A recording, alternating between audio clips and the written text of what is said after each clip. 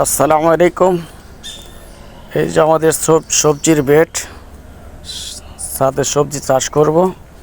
Fresh সবজি চাষ করে নিজে হাতে খাওয়ার ইচ্ছে, যার কারণে এই সবজির বেড আনা। এটা সিরাজটেক থেকে আমরা আনছি।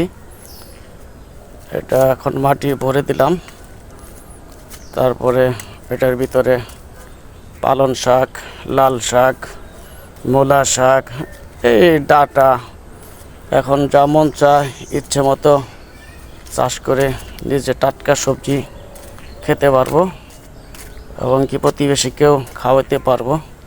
তো ফ্রেশ সবজি খাওয়ার জন্য অনেক শ্রম দিতে হলো। এগুলা মাটি ভরতে অনেক শ্রমই দিতে হয়।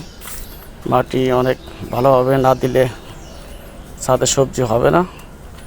এটা আমরা সিরাজটেক থেকে আনছি 500 GMS, 3 ফিট বাই 4 ফিট, 10 ইঞ্চি হাইটে। এটা প্রতিটা বেডে 255 কেজি মাটি ধরে। তো মাটি প্রস্তুত করে দিলাম।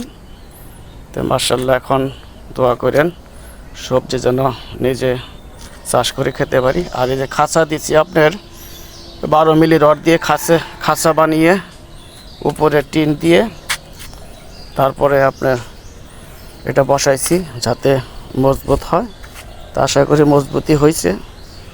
আর এটা আপনার আঙ্গুরের চারা লাগাবো। এটার মধ্যে আঙ্গুরের চারা লাগাবো, উপর দিয়ে উঁচু করে জাংলা দিয়ে দিব। তো দোয়া চাই সবার জন্য, আমি তো ছাদ বাগানের জন্য সাফল্য হতে পারি। আসসালামু আলাইকুম।